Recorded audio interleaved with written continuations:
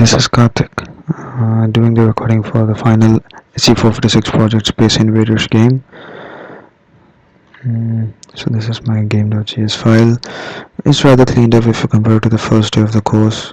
It was really full. So yep, this project is mainly about implementing design patterns, lots of them, lots and lots of them together. And I try to implement as much as possible. And also I try to keep the game, as close to the original as possible. So let's go ahead and see the game. There you go. First things first, you can't move the barrel should be on a certain limit on both ends of the window, as you can see here. You can toggle the bounding boxes on and off using the Q and W keys. There you go.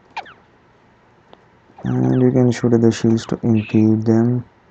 You can also shoot at the aliens, obvious. The thing about this is, if the alien crosses a certain point on the window, that's it. It will turn, into a red color. I saw this in the game and tried to implement it. By the way, there's the UFO which just went by. It is accompanied by a strange music, to grab the attention of the user. The player score keeps getting updated as you shoot the aliens. The theme music is being played. Also, the marching sound is being played in the background. Each type of alien has different scores.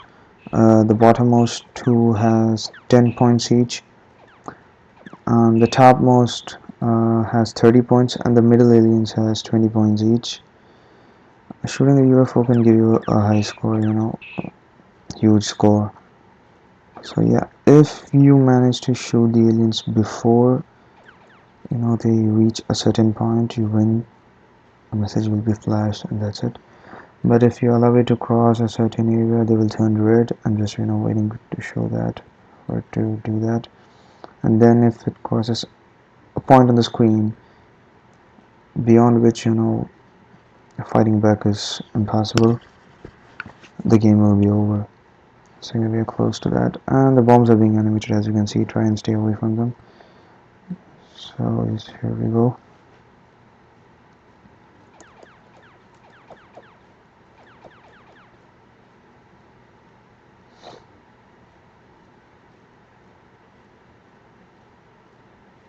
And so we have our aliens.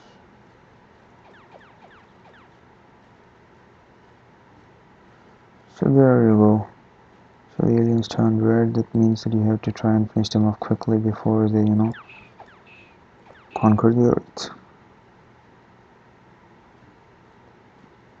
And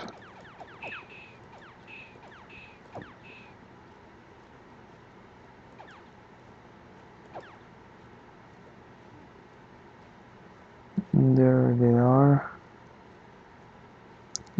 waiting for the game over thing. The message gets flashed and the game just stops right there.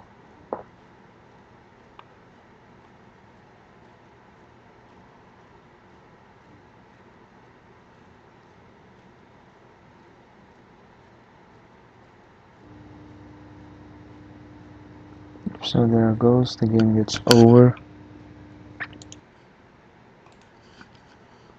And if you manage to kill all the aliens, the high score, which is, which you can see on top, will get updated. So let me just finish them off quickly to show that.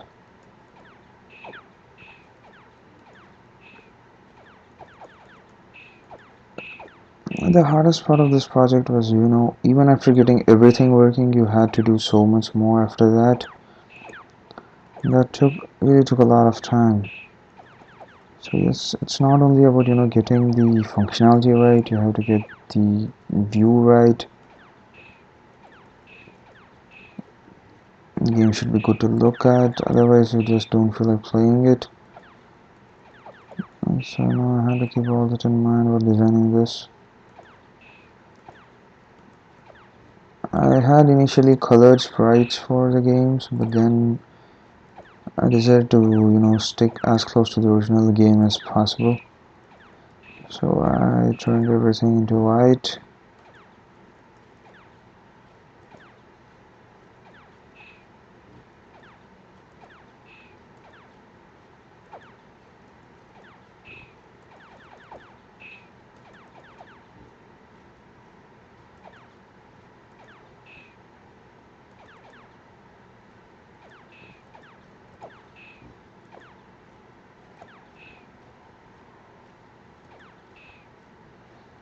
That's it. You get the high score updated and the message is flashed. So this code is full of design patterns right now. You can see the factory used over here to create the grid of aliens. You have proxy patterns being used in Sprite, to reuse the sprites instead of having to create them all over again just by modifying the x and y coordinates of the sprites. Then of course you have the PCS tree, which is one of the hardest patterns to even understand, let alone implement. So yeah, that took a lot of time to get in. And yeah, so you have lots of design patterns, lots of sprites. The best thing about the game, it took a lot of time. It needs effort. It does definitely change, what I thought about game development. There were some preconceived notions. I mean, it definitely takes a lot of time, and there's more coding in this than any other thing I know, any other field I know. So, yep. Thank you.